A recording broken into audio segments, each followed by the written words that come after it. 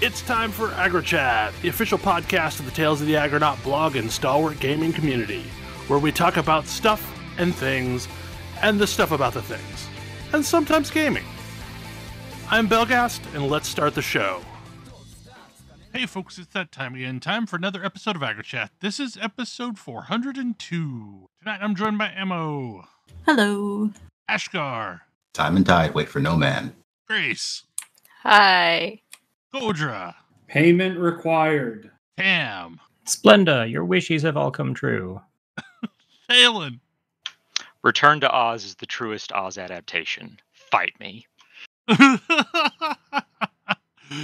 Oh man, you chose violence. I mean, you're not wrong, but you know there will be people that have opinions.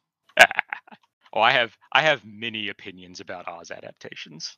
I have never read the original. I mean, so I can't say much of anything, but I have heard they're significantly different than the movie.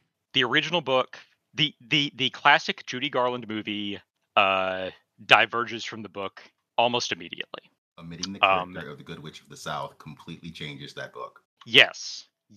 That's one of my biggest complaints about it is by combining both of the Good Witches into just Glinda, they turned Glinda into a complete asshole.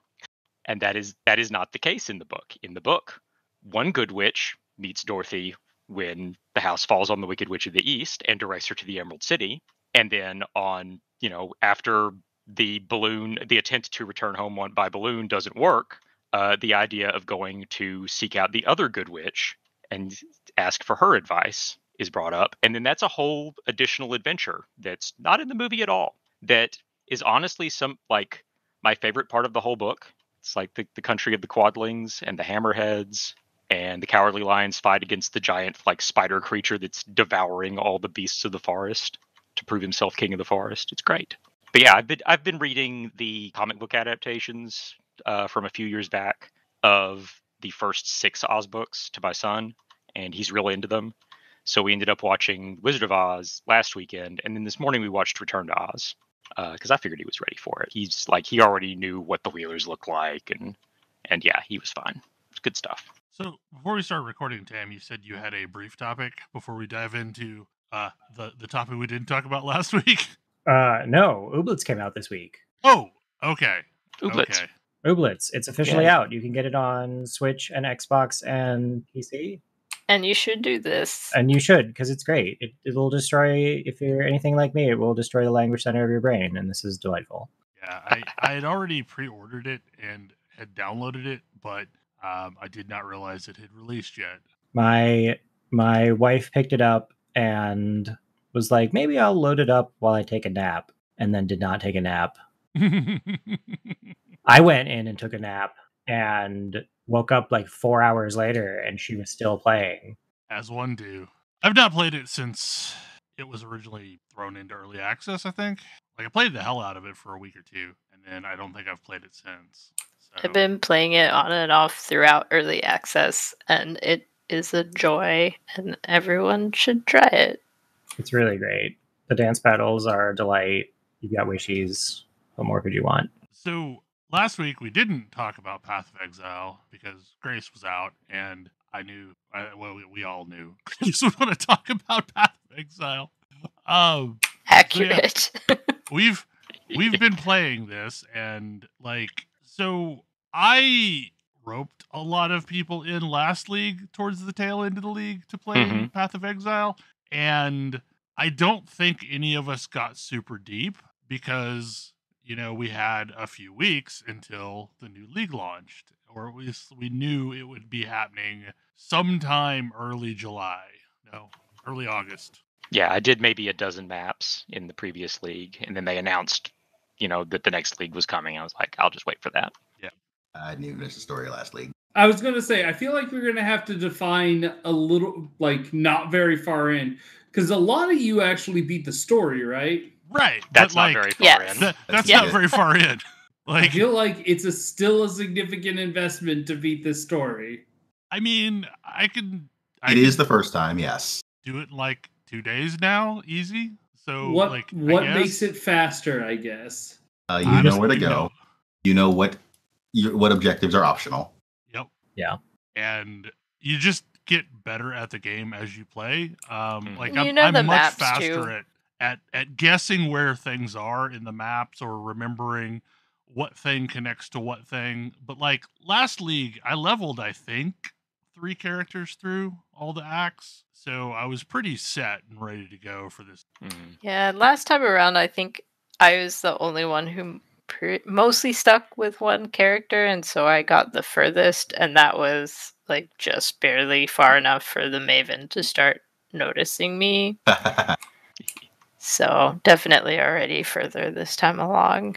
Yeah. I think I got 2 characters to 73 last league, and now I'm 83, and I would be much higher if it weren't for the fact that I die constantly. Yeah, I really don't like losing XP to death. That's not fun. And it's more and more of a chunk, like the higher level you are, and it's so I mentioned this before we started recording, but I'm going to bring it up here. Yesterday, I had to stop playing because I got like less than 1 pip away from leveling, and then I don't even remember what exactly I was doing, but I died.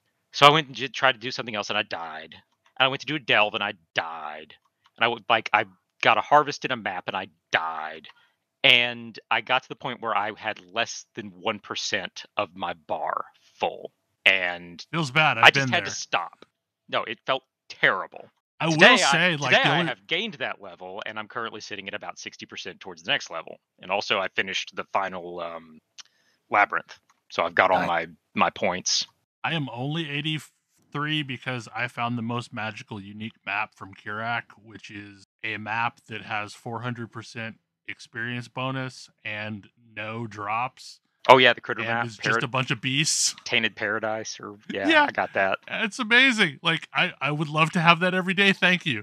Yeah, if that shows up again, I'm taking it. I don't care that it doesn't count for Atlas completion. Yeah, I need that XP. It was basically a level and a half. I'm on board. Maps get real pretty quickly. Like white maps are pretty easy. Yellow maps are not. I mean, or at least they quickly stop being easy. And also, if you are enchanting your maps, which you probably should be doing, look very closely at the affixes that get put on your map before you stick it in the map device, and make sure you haven't put one on there that's going to murder you.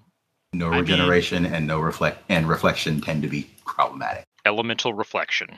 Yeah, that's kills me. Yeah, that is my nemesis. Everything else I can mostly handle, but that one is a no. Because my build is vomit massive amounts of sparks onto the screen, and also a tornado runs around and does a murder. And mostly that works real great until everything starts reflecting it back at me. Yep. I have scoured more than a handful of maps and started from scratch. Yeah. I'm still in the story, so I don't understand maps, but the story is weird. It's a very Diablo story. It is.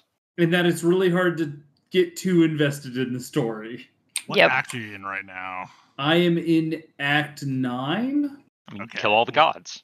I mean, positive news, Act 10 is real short. It is. Is Act 10 the last one? Act 10 is the last one. And then you do some stuff and Gratcher and maps. I feel like I've got a lot of stuff. Like, boy, you weren't kidding about there's a lot of league mechanics. Maybe they should like pick and choose some of them to include and ignore. They have. There's clearly some that you've not seen yet as well. Yeah, if you haven't gotten maps, there's even more. Well, that sounds horrifying. I know that there's an Arch Nemesis everyone hates. I mean, that's barely a league mechanic at this point. That's just what rares look like now. Yeah, that's just when a rare shows up and it's got a like modifier in big colorful letters. That's an Arch Nemesis mod. Oh, so I have probably been encountering them. Yes, you encounter those from like minute 2. Yeah, but what you haven't encountered is mobs that stack like 5 of those. That's the problem. And it's supposedly and a wonderful system called Metamorph, where if you get overzealous, I don't want that. You can easily make a 6 or 7. I just did the first one of those, and I'm kicking that out of my maps as soon as possible. I am better at murdering the Metamorph with this character than I was with my character last league. But Same. I still hate that thing. Yeah, Metamorph is basically a system where as you're running through the map, And when we say map, just think one of the zones, because that's all they really are, is the zones with specific affixes and stuff associated with them. But like as you're running through the map, you're collecting body parts. Yep. And at the end, you plunk down a tank and talk to this bad ideas guy, and you'll pick your body parts, and every body part gives the thing different things. Different powers, possibility to drop certain things. Yep. Overall power level. And basically everything you add either adds like a new attack or some drop chance or an arch nemesis modifier. And real quick, you end up with like this thing that just is so tanky and unkillable. Yeah. Yeah. It's very easy to make this thing way too tough. My favorite league mechanic, and I might be alone on this. I love the temple. I love incursions. I do not love the temple. They are so much fun. I have like put nodes in my Atlas tree to make them happen more and give me more dudes in the temple incursions, so I get more time. But you can have all mine. It's great. Because incursions of the temple is wholly dependent on what build I'm on and whether or not that build can actually murder a zillion things in a zillion rooms in like 12 seconds. Because because that's part of it is like my build is vomit sparks everywhere. So yeah, I can sure clear a room. Yeah, I also enjoy those because I'm playing arc mines and I just throw a bunch of mines in each room and the room is cleared. Yeah. I loved those on my witch I love those on my witch this league. I hated them on my like Spectral Helix build last league because it was like there's literally no way for me to do this. This is not actually possible. I mean, like, I hate it as a brand build because there's enough ramp time on a brand that, like, oh no, I just lost 10 of my 12 seconds. Yeah, I have to put totems down, and so the totems will kill things quickly, but then I have to move to a new room and put new totems down. Yeah. I mean, there are a couple of nodes you can get. There's one that puts more dudes in the room. And there's one that I think you get more time every time you kill a dude. So I mean, you can improve that some, but yeah. Like, well, no, but even more time. Okay. Yeah, like but, I am fine with it. The frustration with the temple, is it incursion? Is that what it's called? Yeah. Yep. Okay. Is the fact that like the number of times I have gotten a stone of passage, but can't get to the other side of the map to unlock the door I want. Yeah, I do hate is many. It's so many. But yeah, for anybody out there who doesn't know, incursions are fuck around, and after you fucked around 12 times, then you get to find out. Yeah. And boy, do you get to find out sometimes. Yeah. I accidentally, without meaning to, in my last temple, created the royal chamber, and so Queen Atsiri was waiting for me in the temple. Oh no. Oh my lord. That is a fight. Like she just murdered me. Do not do this thing. Bad idea. Yeah, like that is an encounter that you're expected to do after you've cleared all the way through the red maps. Oh well. And yet, if you happen to find a sacrifice at midnight, you can get into that counter really early. Yep. Uh-huh. I have 4 sacrifices and I have contemplated opening that temple. Because I tried it last time, and it was brutal, but, like, I'm maybe better served for it now than I was, but I don't know. Like, you probably are, but I think that's an encounter designed for people who are clearing red maps. Yeah, it is. It is designed for people getting Uber Boss invitations, because Atziri is an Uber Boss, sort of. Atziri is not an Uber Boss. Well, she drops pieces to the Uber version. Right. Uber Atziri is the Uber version, but like she's tougher than some Ubers. All right. I mean, that's what I found when I was looking into her, was that she is considered one of the more difficult end bosses. My favorite mechanic is Expedition. I've gone hard in the tree on Expeditions. I'm not the biggest fan of Expeditions, but they're kind of it's explosions. A lot of the mechanics get a lot better when you can start speccing Atlas points into them. Yeah, I'm noticing. Yeah. Like, I really like Abyss, and regular Abyss is fine. But when you start putting points into it, you can actually go down into the abyssal depth. There'll be a lich down there. There's like weird different loot down there. Not just chasing a green ball around the map. Yeah, it's like once you get to that point, it's super fun. Yeah, so basically, as you clear maps, as you clear maps and you do bonus objectives for the maps, you're going to get talent points. And there's this entire Atlas talent tree that allows you to see specific content more often or just never again see specific content. Of note, Kyrix maps don't take into account your Atlas tree at all. No, they don't. So, like, I have turned off Blight. I don't ever want to do tower defense. But you can sort of tell if you have a customized portal because Kyrix does not open your portals. He opens his portals. Well, yeah, and like if it has Blight, for example, usually it's the objective of the map. Typically, yeah. I've noticed this time around though that there's one map type missing from Kyrix that was absolutely a thing that I farmed constantly last league. They change what's in the Atlas every league. Right, like there's not the find a unique Kyrix mission. I've gotten that a few times. Really? I've not found it at all. Yeah, I've gotten that a couple of times. Yeah, like because like last time, anytime I saw it up, I would take it because even if I can't do the map, I at least get a unique out of it. The amount that you are incredibly squishy in this game, and like it's so variable because you don't have to be. You don't have to be, and you really have to build to not be. Yes. Everyone has to do this, but it's like it definitely adds a level of like difficulty to building your character to figure out what is the acceptable amount of beef or squish I have to incorporate into my build. And I think that is going to really be one of the things that makes it kind of hard to homebrew a build, is to know like where's the sweet spot between getting damage and getting defenses. Yeah, and that's why I'm off the map right now. Is so last league I played a very tried and true build, or at least started off playing a very tried and true Inquisitor build, which was Pox's Righteous Fire build. The Righteous Fire build. The build's so popular and common, it has its own wiki.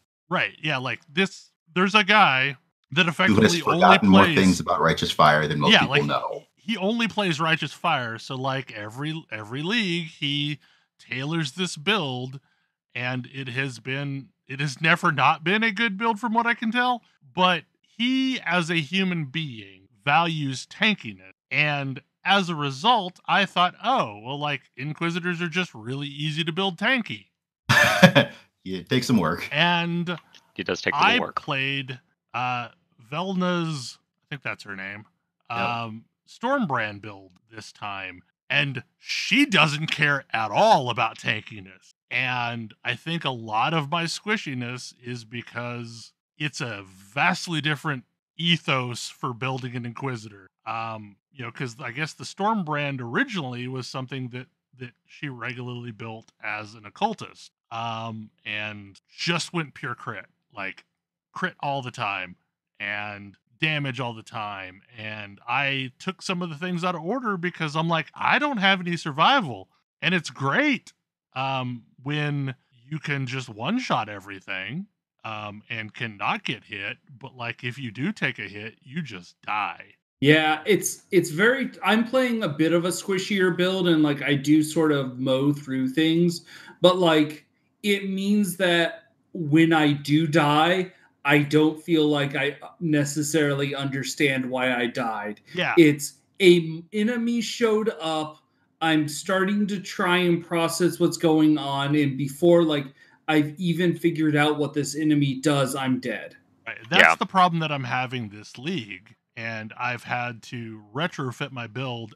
thanks to some helpful advice from Ash, to be a little less squishy because, I truck along just fine, and then I encounter a single mob, and that mob wrecks my world, and I don't know what it's doing that's wrecking my world, and it's usually physical damage. Like somebody just hits me in the face and I fall over. And that's less now. Like today, I spent most of my chaos buying items to plug holes and retrofit what I was doing.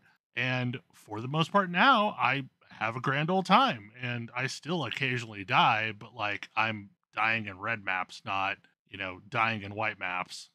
I have it as a sort of weird point of pride that I have not purchased any gear. I don't count a solo self-found because I've run stuff with friends, but the stuff that I'm wearing is stuff that I have found, and I'm more functional than I probably should be. I guess it's many years of playing this kind of game.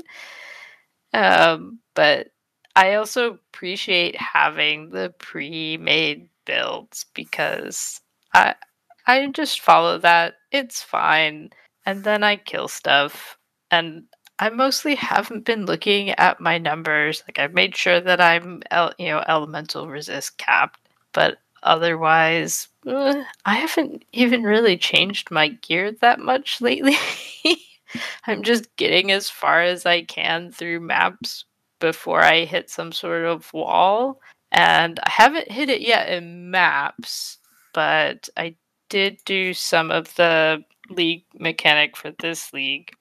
And once you get up over like a difficulty 10, 11, 12 on that mirror, it's rough. It's a little rough. Don't put beyond in a space far away from the entrance. It's a terrible idea. Don't put beyond on your mirror right now. I mean, you want to do it once so that you can unlock that thing. But you have to do it once at 10.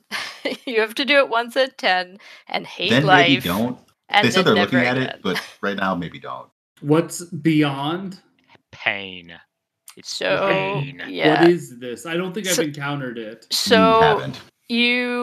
You kill some little things, and when they die, they leave little glowing balls. And if you kill enough of them on top of each other, they spawn demons. And those demons are hateful. They have a lot of health. They do a lot of damage. They're very fast. They're fast. Like, they're just awful. It was the one map that I have failed on my witch. I was unprepared for it. So for me, my equivalent point of pride is kind of having built my entire build myself. And so basically since last league, I've been pretty focused on how do I get to a point where I can just understand things well enough that I can create a build more or less ad hoc and have it be functional. And apparently because I don't like to do things the easy way, the class I chose to do this on was Scion. That's putting it mildly. But all the options. But the thing I've put together is actually pretty functional. I have had to use a lot of Orbs of Regret and all of my freebie respec points. And I think that I would probably do this differently if I did it again. I'm definitely running into I feel like the cost of a full respec or a cost per respec point should be roughly on par with like a chromatic orb, not the fairly rare Orbs of Regret. Because I don't actually think that I understand the idea of, we want to make your choices matter, but really it just means that I am disincentivized from experimenting with builds and trying new stuff out. Mm-hmm. And I don't think that's actually great. But I do have a Scion build, and I actually went too hard into defenses. As it turns out, you can go all tanky and then just not have the ability to kill anything fast enough. Does that stuff have enough life regen that it doesn't die? It's just that the level of tankiness that you can hit is somewhat limited unless you like all of the good ways to be very, very tanky tend to be very, very offensively focused as well. Like large amounts of regen based on your damage output. And passive defenses all have caps. Yeah.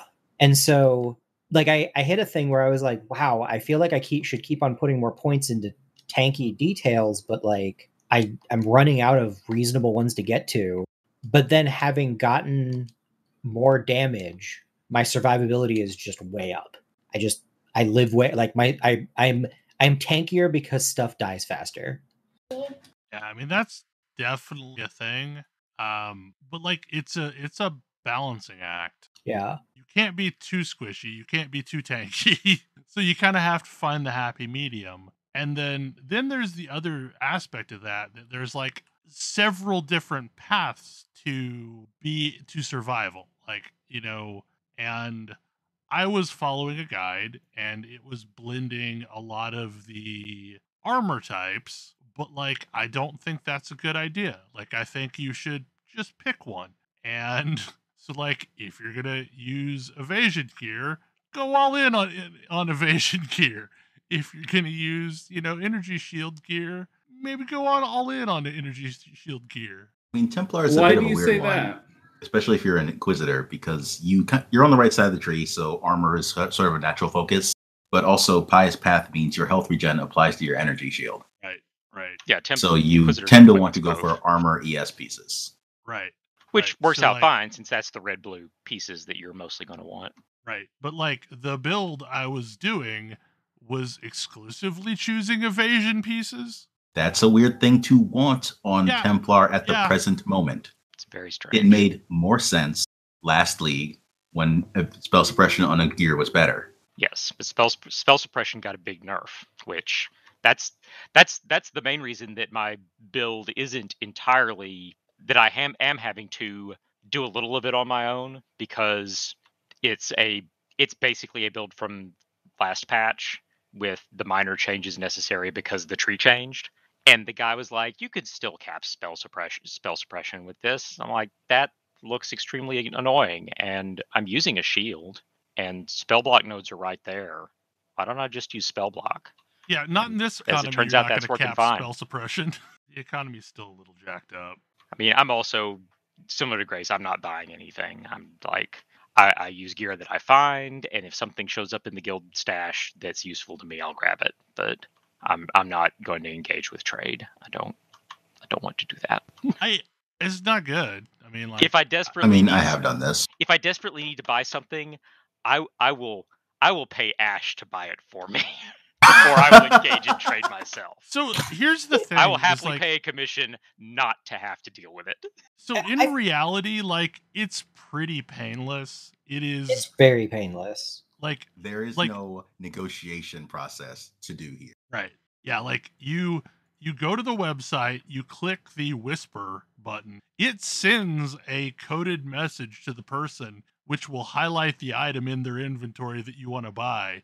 And then usually they invite you to a party and you join them in their hideout. They hand you an item, you hand them the currency, and then usually there's a summary thanks afterwards, and that's it. I mean, that's more socializing that I want to do.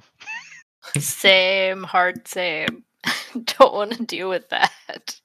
Also, just the annoyance. I understand their motivation, but the annoyance of I have to go to this external tool to do this thing and then go back into the game and deal with a person. Like, no, thanks.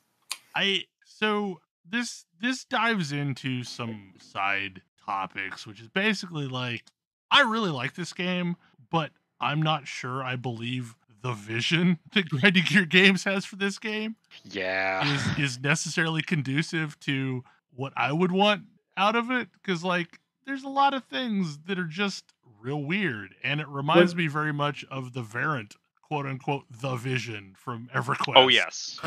What do you mean by the they vision? Sure have a vision.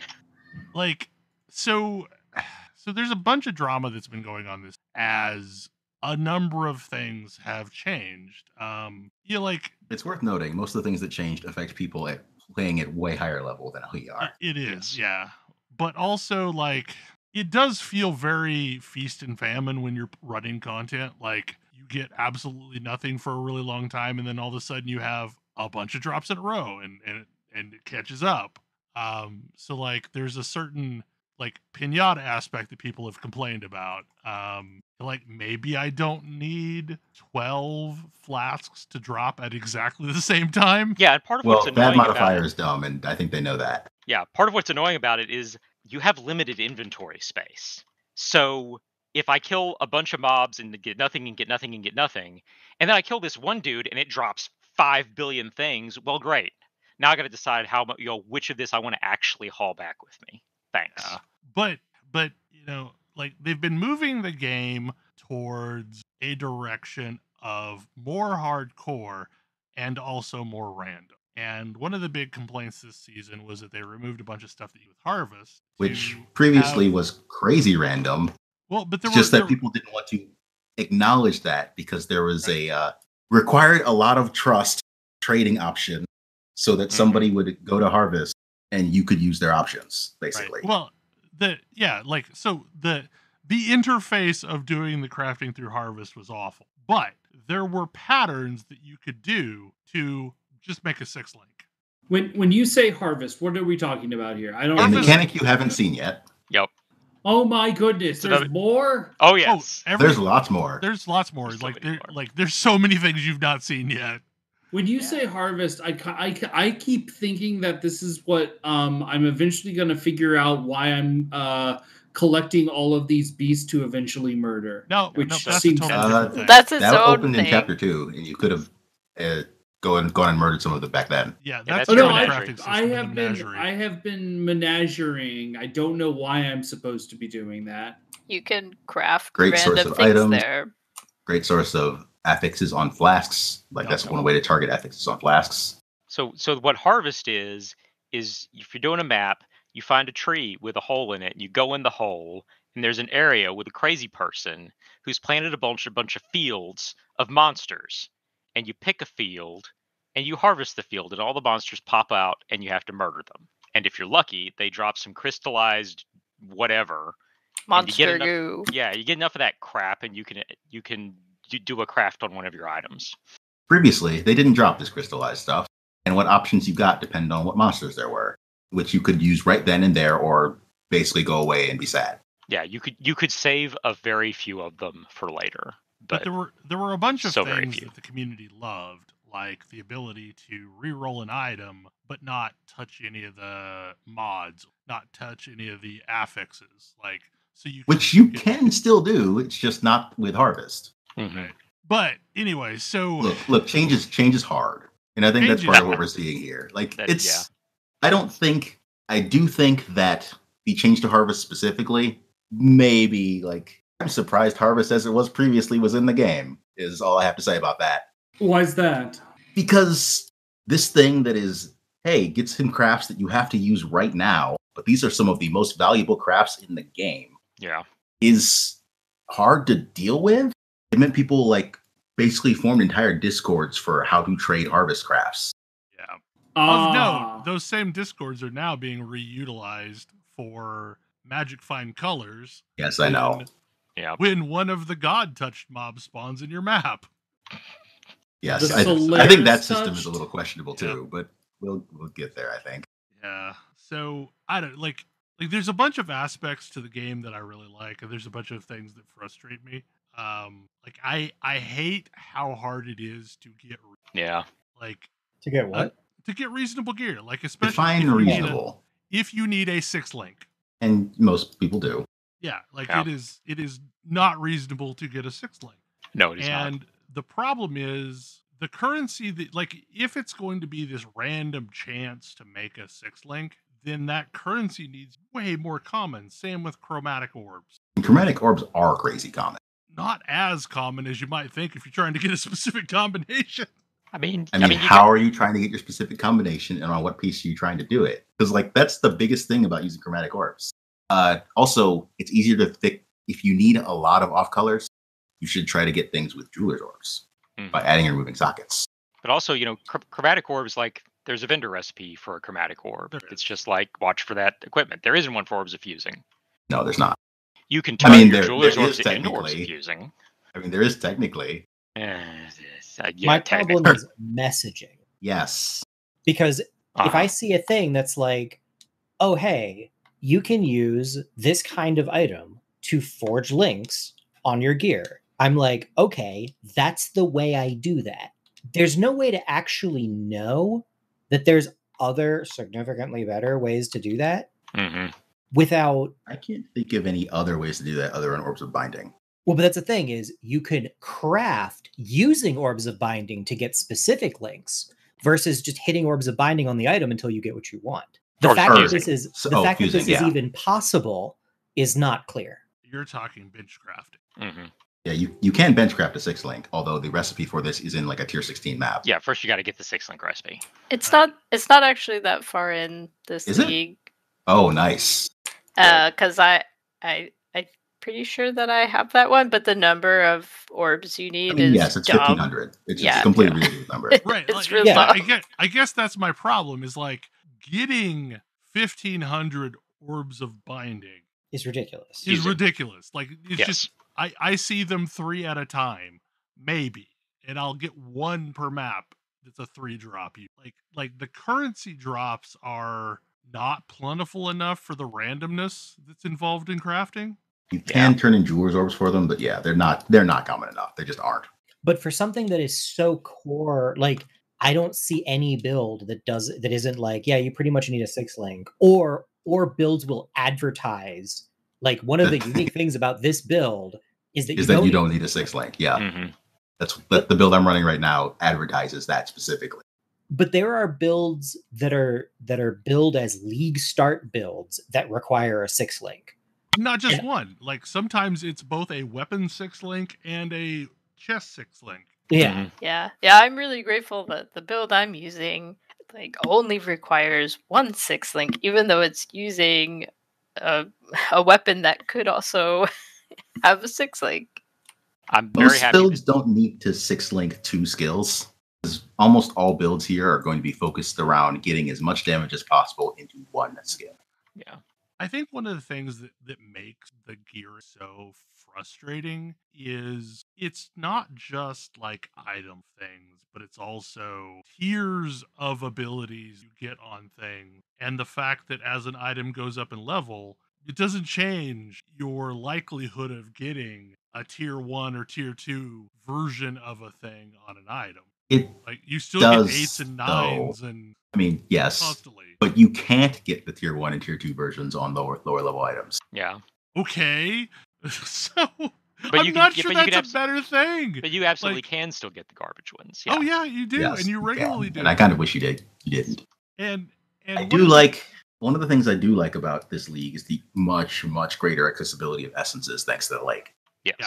Essences are great for crafting because that lets you at least guarantee 1 affix.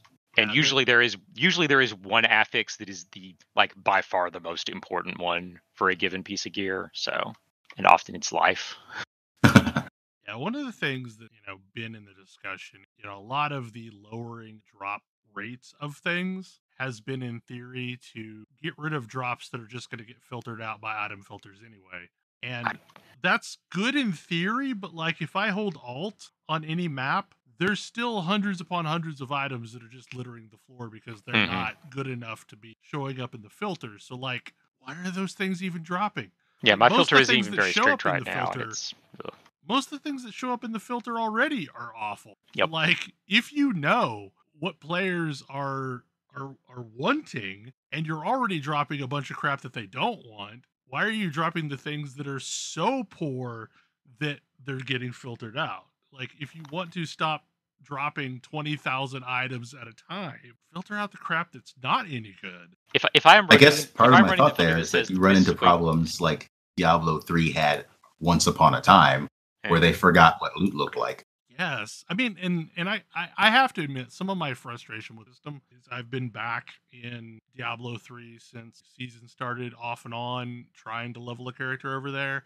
And it is refreshing that I need 7 items. Doesn't matter what quality of those items I get. I just need these 7 items to make a build. And if I grind away. Eventually, I'm going to get those 7 items. And it happens really quickly. Whereas until I started buying items, God, I was wearing stuff that I had in Act 6 because I just hadn't found anything worth replacing it with. I mean, my build needs 3 uniques, and yeah, if it was Diablo 3, like I would have those things by now, and my build would be functional. And this league, I haven't found any of the uniques that I need. Even the ones that were like, oh, you can use these for leveling. Like, no, I never found any of those either. And my build's still functional, but it's sure as heck not complete yet. Well, and even if you don't need uniques, you still run into the problem. Like, if you do find a piece of gear that's better than what you're wearing, well, there's a good chance it doesn't have the same resists that piece of gear does, or the same attributes. And sockets and attributes. Yeah, and so you end up having to swap all your gear around and re-enchant and possibly rejigger socket colors. Rerun the labyrinth to get your enchant back. Yeah, to be decent again. Painful. I will say their plan to remove sockets from gear as a thing is an absolutely unmitigated good one. Yeah, that is absolutely a good plan. Yes. Oh, remove sockets from gear? That's what they're thinking about doing? For PoE 2. Oh. Which, to be clear, is definitely this same game. Like, let's be clear, it's not really a sequel. Yeah, like, I'll be honest, this game is kind of very difficult for me to parse. Especially when I'm like, socketed supports, I read the support and I don't ever feel like I understand what it's doing until I go through an interpreter. Mostly Ash. But like, this definitely feels like one of those things where I need to be calling a judge to ask how everything works. This is how I have the same feeling. I have the same feeling in this game as I do with Magic, where it's like, oh, this thing looks straightforwardly good. That means it's probably garbage. Let's find the thing that looks like it's confusingly bad. That's probably overpowered. And like, I just choose the thing that looks confusingly bad 100% of the time, and I haven't been wrong yet. There's a lot of things that they could just standardize and remove the difference between. Like, I don't understand why they need both elemental attacks and elemental spells. Just switch everything over to elemental damage and call it good. Because, like, it's really frustrating when you find an item and at first glance it looks really good, and then you realize, oh, that says attacks, not spells. I'm not making any attacks. Yep, I don't attack. I cast spells. Yes, that's definitely one of those things that always gets me. Or like looking at a weapon and being like, adds 15 to 24 fire damage. To what? To attacks with this weapon. Oh, what's an attack with this weapon? That's a good question. How do I know if I'm doing an attack with that weapon? I could be wrong, but I think everything that is an attack uses your equipped weapons. Okay. I, of course, find a counterexample immediately because that's the way this game is. Of course. Things like Ancestral Call or Ancestral Protector don't use your equipped weapon, but do definitely make attacks. I think the other point of frustration for me is how not great the group play is once you're finished with the axe. Group play is there to make everything harder and get better rewards, not to actually just chill out and have fun. It's for if you want to be serious. Mm-hmm. Yeah, I'm not thrilled about that piece of it. All the other things that annoy me about this game, I can live with. Yeah. It's fun. Like, the game is fun. I enjoy the basic loop of it. I enjoy it, and it hits all the same pleasure centers in my brain that Diablo 3 does. Like, it's great. But not being able to chill run things with friends is painful. The significantly increased penalty for death compared to Diablo 3 does make it less of a chill game overall. Yeah, I mean, like, part of the reason why I've been playing Diablo 3 is I've been crashed out on the couch downstairs, and like, unless I'm super focused, like, that's just gonna lead to a bunch of a death spiral that makes me lose all the XP that I might have gotten if I'm playing Path of Exile. Yep. But like, I I could die as much as I want in Diablo 3. It doesn't really matter. But like, I realize I'm probably coming across as super aggro on Path of Exile right now, and I don't mean that to be that way because I still enjoy the shit out of the game. I've been playing a lot of it. This is a fun game, and I enjoy the build construction process, although I don't enjoy the level 1 through 12 process. But that's a separate thing, I think. The level what thing? Process? 1 to 12. Oh. Yeah, because a lot of builds don't get any of their signature abilities until 12. So that you have to level as something that's not useful for the first 12 levels. A lot of really important abilities come online in the mid-20s. But like a lot of basic abilities don't exist until level 12. Yeah, there's a lot of, like, Diablo 2 was a good game that made some mistakes. And one of its biggest mistakes is its build craft. And, like, I don't even need to die on this hill. I'll kill other people on this hill. As much as needed, because we learned better since then. Mm-hmm. We it's the thing where, like, if you want to try a different build, roll a new character, that is the same as, hey, we put a bunch of feathers in this Ubisoft map to fill out content. It's not adding to the game. You're not making the game any more hardcore than if you're adding a bunch of foozles you've got to collect. You're just making me run the same content again. In fact, the foozles are at least more varied. Like, whoops, I messed up my build. I either need to spend a bunch of money or a bunch of, like, resources in game, or I need to spend hours rebuilding my character from scratch and not mess it up this time. Like,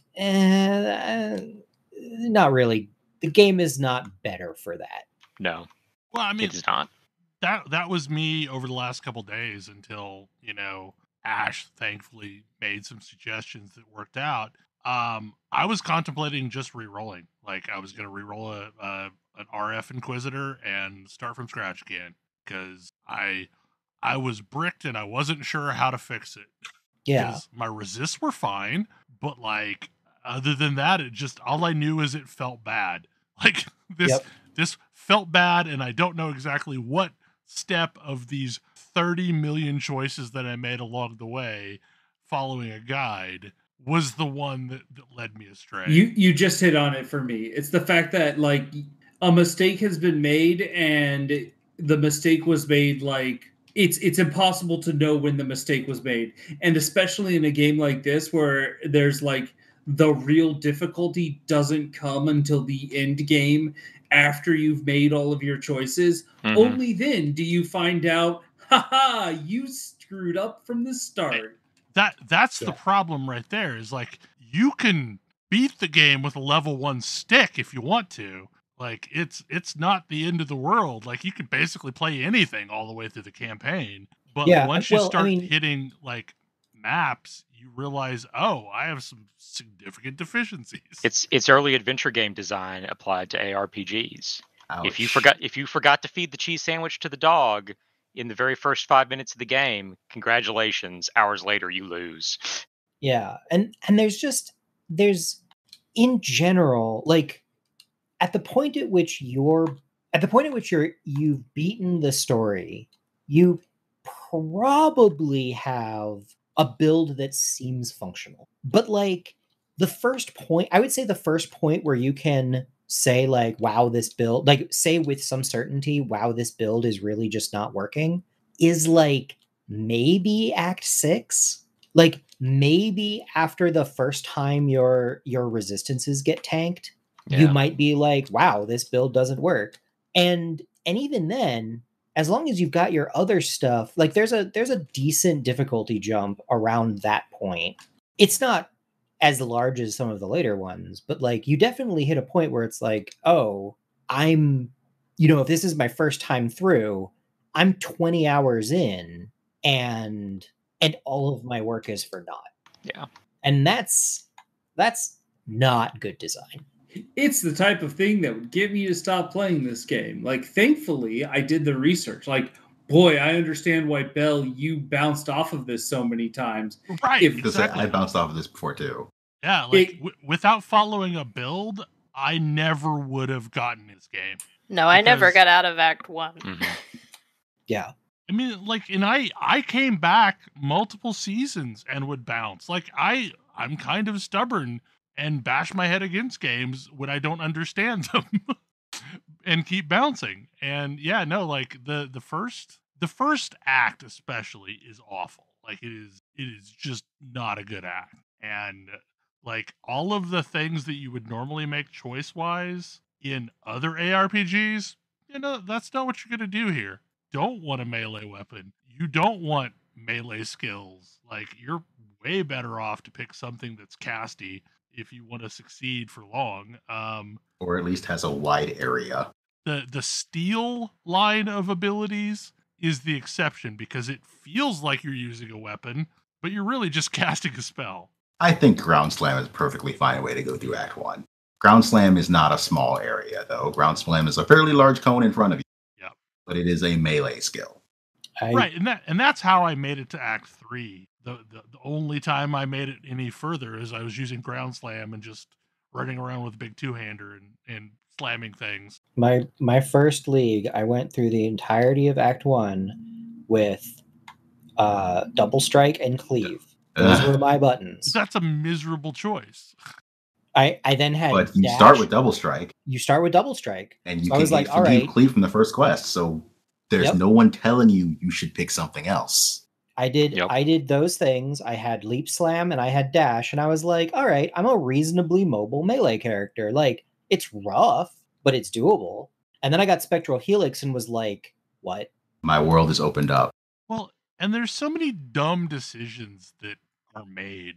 Like, in an optimal play of this game, you're going to skip everything in that first map but Hailrick, because you want to make sure you have all your health charges up so you can survive Hailrick. Hailrick? Hailrick is the ice boss that you get the treasure chest from. It's the very first quest. Yeah. Yeah, like you basically like. And let's be clear, the only reason you want to do that quest is for the Quicksilver Flask. Yep. And also usually you get offered 2 other flasks and that you could take them and then you shouldn't. Because you can buy those from the vendor and you can't buy the Quicksilver Flask from the vendor. I honestly have no idea what you're talking about. It's the first quest, and it also usually gives you some signature ability. But like you beeline to it so you can get that signature ability.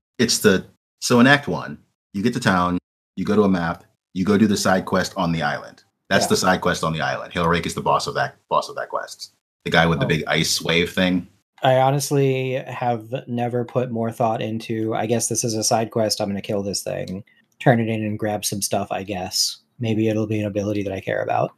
Yeah, it's fresh in my mind, mostly because before I started my real character this season, I ran a character up through Hailrick so that I could get an ability that I couldn't get otherwise, but could start with it. So I muled an ability over.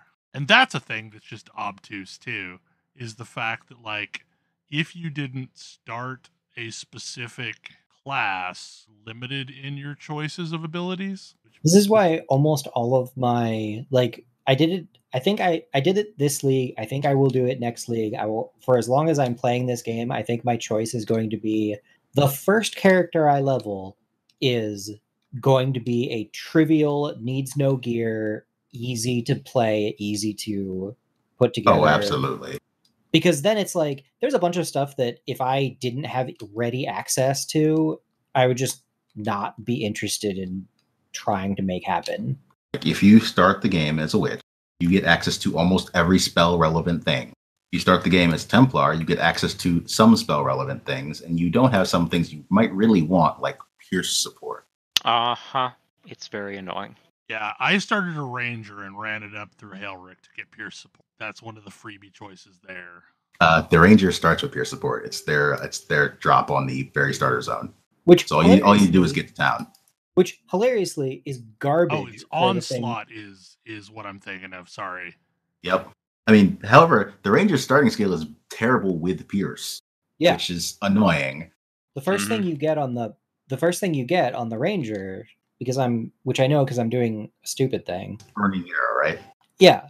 And it's like, oh, I would get that and I would try it with Pierce support and I would be like, Pierce support is bad. Because it's an arrow that explodes when it hits a thing. But Pierce Except when it pierces, makes it doesn't. Thing. It doesn't do the thing. Yes. So it only explodes if there's something else behind it. My hope is that PoE2. I'm hoping that they do the smart thing and that PoE2 is a new campaign. I mean, it with will better be. pacing. They know that. Because like a lot of this is just pacing and giving you things at bad/awkward times problems. Well, also the amount of time it takes to get through this campaign is a lot, especially given what we've been talking about, where the game doesn't really, like, most of the mechanics in it don't start until the end. Yeah, it does take a lot of time to get through the campaign your first time. It is significantly faster once you know where everything is. Well, and once you have a better handle on the leveling curve as well. Like, one thing that I did early was every time I would go into a map, I was like, oh, this is a game with leveling. Okay. Every time I go into a map, I will uncover 100% of this map. I will kill everything in it. Because otherwise, I've done this song and dance before. Otherwise, I'm going to be underleveled. And this is not the case. Not necessary. And like on alts, it's mostly just a waste of time. Like, well, and the other thing about this game is on alts, like, you don't even have to talk to NPCs. You can just go straight to the thing that drops the thing that you haven't been asked for yet, and then turn it in down. Yeah. Yep. But yeah, the way XP works in this game, actually, there's an XP band where if the monsters are within X levels of you, higher or lower than you will gain full XP. If they're further away than that, you gain a tiny fraction of that. And if you kill all the things in every map as you go, you are always going to be over-leveled out of that band. Yeah, I think that's maybe the problem. I'm over-leveled out of that band. So what you will find is when you enter a new map with higher level enemies, you will gain a level very quickly, and then you won't gain any more levels until you get to another map. There's a bunch of things that you learn as you go, like, every time you ding, it resets the vendor's inventory. So if in a couple levels, I'm going to need a 4-link, kind of start shopping for a 4-link ahead of time. If you luck out, but you kind of have to hit the vendor every time you ding because it's random what they're going to carry. Why does it matter when you ding? A lot of times your 4-links come in whenever you get new abilities, and their abilities are tied to specific levels when you can actually equip an ability. That seems like a nice thing to message. It's not at all message. No. Yeah. This game has messaging issues. This game has a lot of messaging issues. Yes. I mean, and like when we said the optional content doesn't matter, that's 100% true until you get to Act 3. And then there's an area that you really should clear as soon as you can, called the library, because that's going to grant you access one character. You should do this on one character. Mm-hmm. Yeah, it's going to grant you access to every spell that you're missing. Well, up to that point. There are still more that you won't get access to until Act 6. Act 6, you finally have access to purchase every purchasable gem. And then there's gems that just drop, but aren't purchasable. Yes, there are. I'm ignoring those for right now. It was confusing to me for a little while. If your build expects you to use one of those, maybe consider a different build, at least for your first character. How would you know? You wouldn't. You wouldn't. Hopefully they will mention this. Good luck with that. Are they? Are they really going to mention that? No, and they won't. That's another thing that just drives me nuts about this game and this community is, so all of these builds rely on something called Path of Building, which is a third-party piece of software that you install that manages your build for you. The quality of Path of Building guides is wildly varying depending upon who built them. Mm-hmm. Well, there are some of them that are phenomenal to put together. Yeah. Yes, they are. Yeah, even if someone does a lot of explanation, it's still incredibly complicated and difficult to parse. Let's be clear. It doesn't help. Like, okay, so like even if you built the guide really well and like tell you what you need to do for every level bracket, you like have to manually flip each screen to that level bracket in order to see it from that standpoint. Yeah. It's just, and so many guides just give you a full Here's path a tree. of building tree. Here's a full tree for like level 93 or whatever. And like the final gear that they would be using with it, with all 4 and 6 links. Draw the rest of the owl. It's up to you to figure out how to get from level 1 to this. Good luck. Yup. And like, there are absolutely some better choices and better orders to go. Like, maybe there are certain key points of the game where you should have more survival. So maybe build into that. You know, I mean, not all passive or not all notables are created equal. I mean, one of the reasons that I ultimately picked the build that I did to follow is because the guy made a video where he actually like filled out the path of building tree step by step in the order that he would take the stuff. It was like, okay, this makes sense. But I still run into the issue where like, okay, I know this is the gear that would be ideal to have, but like you're showing me like anointed, influenced, corrupted stuff. Like, how do I get to this point? Yeah, and I was really hoping that Max Roll a good job with this, but like all the builds that they chose were job. And also they picked the most boring possible builds to illustrate. Yeah, I'm using one of their builds and it's functional, but it's not exciting. The explosive arrow one, right? Mm-hmm. Honestly, think that was one of the more interesting builds they had. I appreciate that it uses the Elementalist as a base. I do like Elementalist as an ascendancy quite a lot. Elementalist is it's really fun. I really enjoy Elementalist a lot. Yeah, because we've got like 7 builds, and really it's only like 5 builds because in 2 cases it's like just in one case it's 2 versions of the same build, and in one case it's 2 classes but both using poisonous concoction. Yes. I mean, and to give them some credit though, like this is a very hard game to cover. Yes, absolutely. And this is the first time they have attempted to cover it. So yeah, hopefully over time, you know, the library builds out a little bit, and I think the guides themselves were pretty well put together. Like, and then every time there's a new patch, they'll have to go back and redo every single one of these builds. Yes. I mean, that is what the folks at PoE Vault do, or don't do sometimes. Well, yeah, I was PoE about to Vault's say different because PoE Vault is basically like you're driven. I mean, so is this. They got a whole bunch of Path of Exile YouTubers to make these builds. Yeah, but they hired them on staff. Like, oh, did they? These are paid builds. Like, fair enough. Like they actually put them on staff. So it's whereas Icy Veins, aka PoE Vault, just is they're not paying Belghast and company out of the goodness of their hearts to put stuff on their site. I am definitely using a build guide, and I was like, hey, wait a second. This thing says I need to pick up 15% mana reservation support for my reservation mastery. Too bad. I'm like, I don't see that. What's going on here? Apparently that's no longer available. Mana reservation efficiency was too good, so it's gone.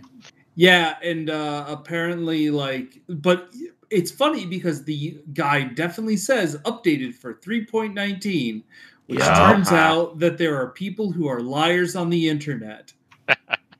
Unbelievable. Who would do that?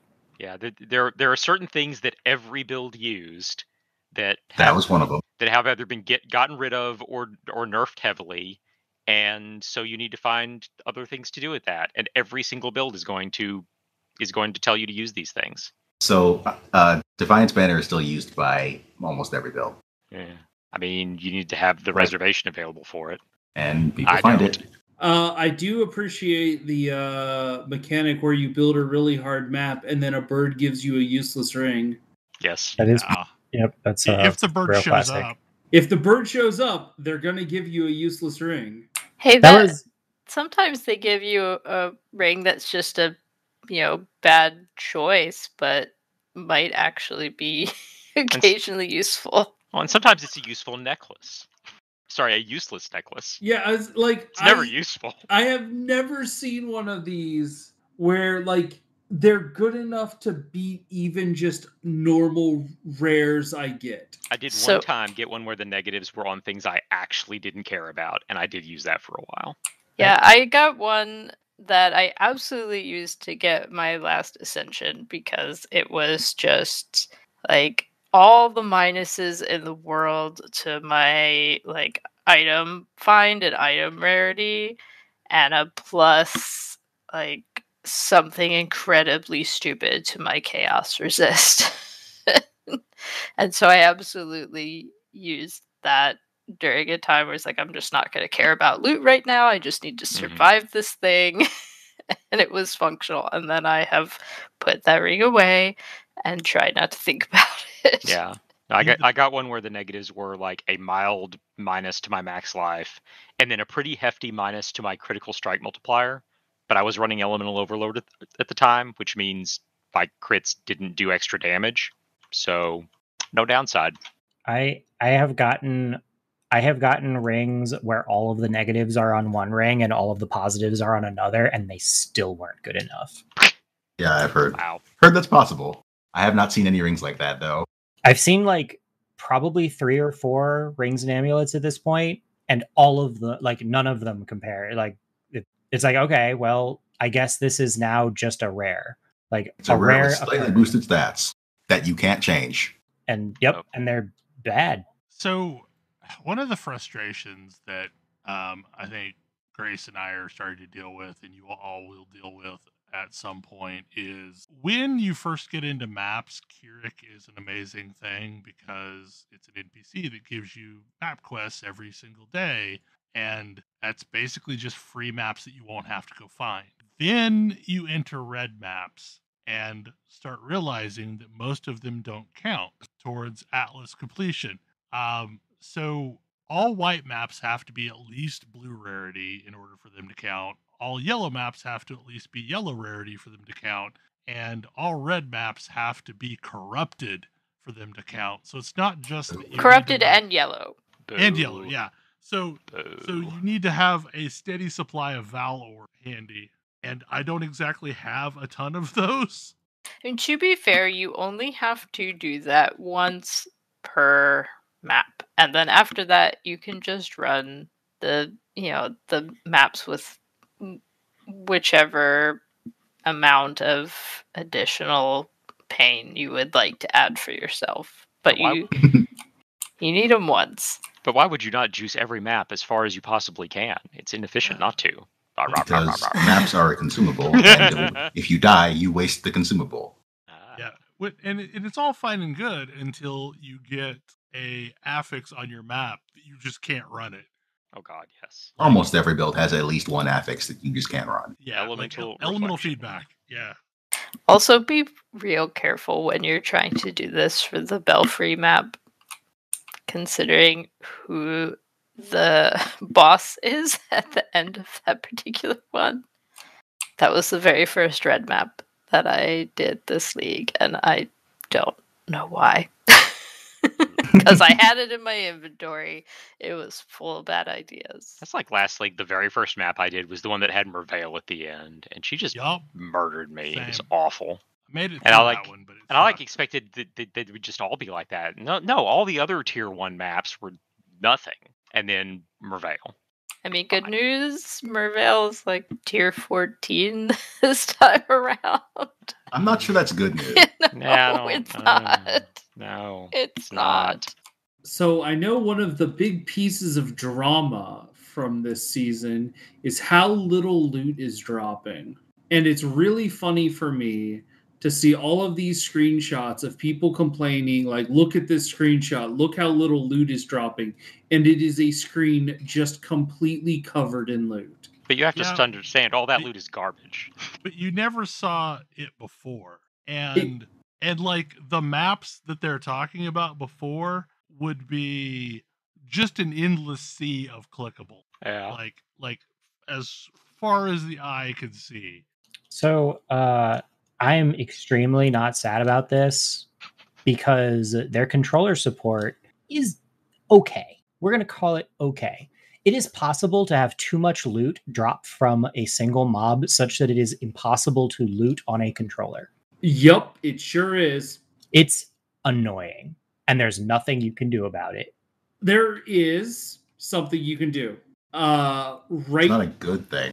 Right trigger down turns off loot, and then right trigger down again turns it back on, and you can gather the loot you can and then you can turn things off and on again, and then they'll reconfigure themselves.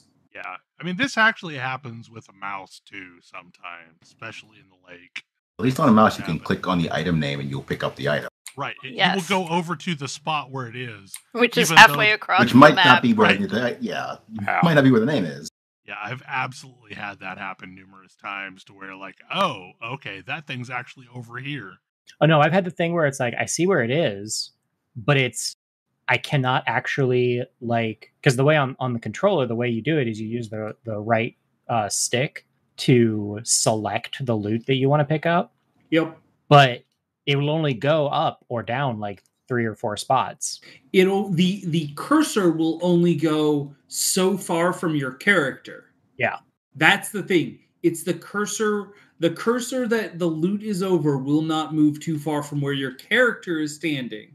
Not a relationship between you, the character, the cursor, and the loot. No, it's the character and the cursor have a maximum leash. And that's a problem because the character can be standing on a piece of loot that is like right under their feet, but the nameplate for it is across the screen. My solution for this last league, my solution to it now is to just burn a portal scroll because it'll reset if I leave and come back. Unless I'm in a map, in which case my answered last league, and I haven't run into it yet this league because different loot, but last league it was to scale my UI. Just scale it so hard that I can't actually read any of the text, but then it's all packed really tightly. It's not a good solution. Hey, so this leads into one of the other complaints that I have about Path of Exile is I have never played a game that has been out this long that still feels like I'm beta testing. And what I mean by that is like any other ARPG would not break entire build and entire classes every time it patches. I played one. So imagine from the standpoint of Diablo 3, right? So imagine that in a league, Crusaders are just unplayable. You just can't use them. This is a thing. Everybody knows it, everybody accepts it, and nobody plays a Crusader because they're all. And it feels real weird to know, oh hey, this build, aka minions, that was so good lastly is just not a thing anybody's gonna do. I was so sad. Have just accepted, it's broken, or that playing a melee class is just a bad idea. Don't do it. Just don't play a melee class. Is it broken, or is it just not playable in the content that matters, aka so their attempt to balance minions didn't go great. Mm-hmm. They're still looking at it, but it didn't go great. Minions, with the changes they made, just do not have enough survivability at high levels. At high levels, I was about to say, they have decreased survivability at low levels too. Yeah, but it seems to still work. The minion builds that still exist are, if you had a minion build and it did not rely on a minion that could die, or basically a minion that is going to die anyway, like Summon Raging Spirits, those builds are quite good right now. Herald of Agony, great build. Summon Raging Spirits, pretty good build. Anything where your minions can die, like most golem builds, skeletons, specters, maybe don't. See, it's interesting because I'm actually running. Golems are good on Elementalist. Yeah, I'm running an Elementalist build that is for its buffs. That is basically a golem minion build, but it's relying on 2 very important things. One is that I don't actually need my minions to do very much work other than, I don't know, maybe get in the way sometimes, but also, and give me buffs, but also my minions come back automatically at no cost to me 4 seconds after they die forever. So yeah, they die all the time, but there's no effort on my part to bring them back. I mean, I'm running 1 golem because stats, basically. A lot of builds run 1 golem because the buffs from golems are crazy good. They're very good. My Inquisitor is running 1 golem for that reason as well. But I really miss my skeletons. The golem buffs are very confusing. They don't, if you have multiple of the same golem, they don't stack, but the benefit stacks based on how many golems you have. Not really. Multiples of the same golem just don't stack. Yeah, I know that. Some things can give you benefits for having more than 1 golem or things like that. But by default, They're just, you get the buffs you get, and that's what you get. Yeah. I know that I've currently got like 7 golems, and it's frankly fantastic. Yeah, but long gone is the I'm gonna summon up an army of things and just let it wash over the map. Yep, that's just not really a thing right now. Which is a real pity, because I actually Because that is a cool build. It's a cool build, and I actually kind of like what they did with the itemization for it. Yeah, me too. It just didn't work out. Yeah, it's just not good enough. I don't love that the loot filters all like prioritize those specific items because now. They're new. I think they fixed those by now. No, they hadn't. Really? Like last time I grabbed a fresh copy, which was a couple days ago, it's still every convoking wand. I think I edited mine. I think I may have edited mine to remove that. I need to edit it because like it basically makes the unique sound every time one drops. I'm like, I don't care about this. Oh boy, another crappy wand that just makes me sad. I can't play my skeletal mages. Yeah, like it feels real bad that minions are dead. Gee, thanks. Like I threw a bunch of bone rings in the bank just in case that minions became useful because like these are things that you now have to have. Like, and they're just rotting there. They're not ever going to get used. No, you should probably just turn them all into like alchemy orbs or whatever. Are they not going to try and buff it mid-season? They tend not to make big changes mid-season, so we'll see, but I doubt it. And that's part of what makes it feel bad, though, is like whatever you end up with going into the season is just the season. So like this thing that you used to like is just now broken, and it's going to be broken for 3 months. And it's weird to me that just feels very beta testy. I mean, it feels like Magic. Games. Yeah, I mean, it feels like playing Standard. At some level, I think that in order to actually have people do different things, because like left to their own devices, people would play the same thing over and over again until they got burned out, and they would be like, "Bad dead game, I'm out. This game is boring. It was good, now it sucks." And I think at some level, to actually encourage people to play different builds, you sort of do need to make sure that there's a healthy buff nerf cycle, such that things that used to be good are no longer, and things that weren't good are good now. But and I feel like Diablo 3 has a much kinder version of this. Yeah, it doesn't nerf entire modes of gameplay. Yes, and that was where I was going to go with it. Is that you do? Victor's Gift is easy to start with this particular thing this season. Yeah, and a lot of times that dictates what I play. Like, oh, I can be functional immediately. Like, I'm playing a Whirlwind Barb. I love Whirlwind Barbs, but it's entirely because that's the set that you get from Hadrig's Gift. And I'm going to have to put work into building it out the rest of the way. But, like, I got a functional thing that I can play with and at least clear some content with. Whereas, like, if it's one of the times that, like, Unhallowed or Marauders is on Demon Hunter, then I'm probably going to go a Demon Hunter. Because, like, I like those builds on a Demon Hunter. If it's Helltooth on a Witch Doctor, it's time to run around as Helltooth. So a weird thing about Diablo 3 specifically is that the existence of sets constrains builds to those that fit within those sets most of the time. Yes. And that's just kind of how that game works. Like you're almost never going to see a build that's not, one of the jewelry sets and then 5 pieces of one of the other sets plus the ring that lowers the number of necessary things by 1. Yeah. And then you get to put like some non-set pieces in like 2 slots. They have added the gem that has helped increase the likelihood of people also doing the slightly different this build has no sets and you get more bonuses for every item you have that's not a set item, basically. That has become more functional. Okay. I know they ran the a last league couple years based on that idea. Yeah, like and then they kind of stuck with bonus. it. Yeah. Yeah, to some extent, D3's done kind of a minor version of what Path of Exile has done with each league is a lot of times things that happen in a league may get remixed into a set at some point.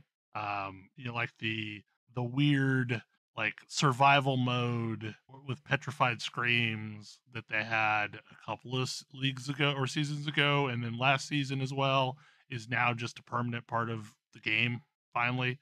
That's cool. I mean, they are making minor tweaks to it as it goes, but like buildcraft in Diablo 3 is way more simple, and it's also way more limiting. I mean, I will give you both points, but it also is something. I mean, like, again, that has benefits and drawbacks. Like exactly, it is simple to know what you need to go get.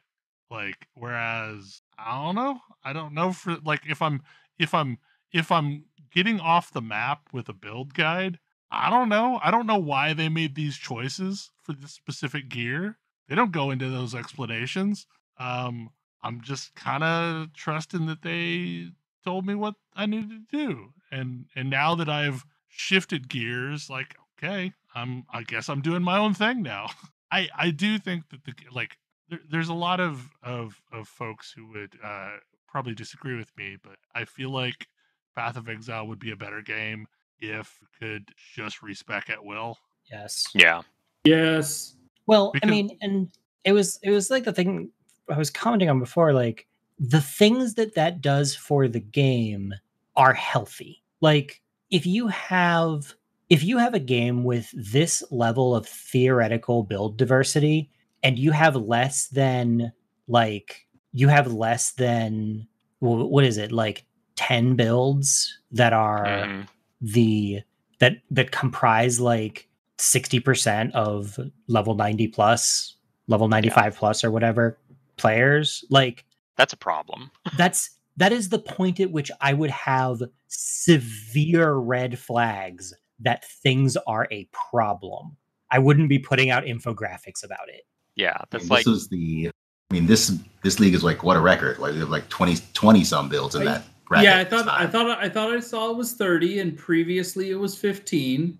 And there's what 3 times 6, so there's 18 classes with subclasses, and there's only 30 builds. And how many gems? Like, yep, yeah, no, and how many of those builds are using the same gems just slightly differently? Like, I mean, they generally count builds using the same primary skill as the same build.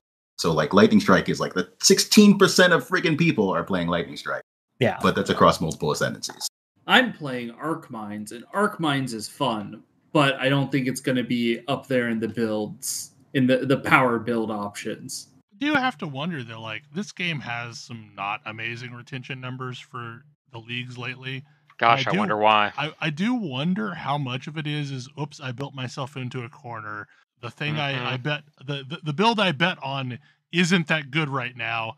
I guess I'll come back in 3 months. Mm-hmm. Well, I bet it's a combination of that plus new people coming in and being like, "Oh, I chose wrong. That's feels bad." But also like, "Hey, I know this build is still good. I'm playing the build that I know is still good because I want to succeed, but I'm bored with it." Yeah. Cuz like, sad news for people who get very salty about game balance in various places, but frequently game balance changes are made, and we've seen this in FF14 as an example. We've seen it multiple times in WoW.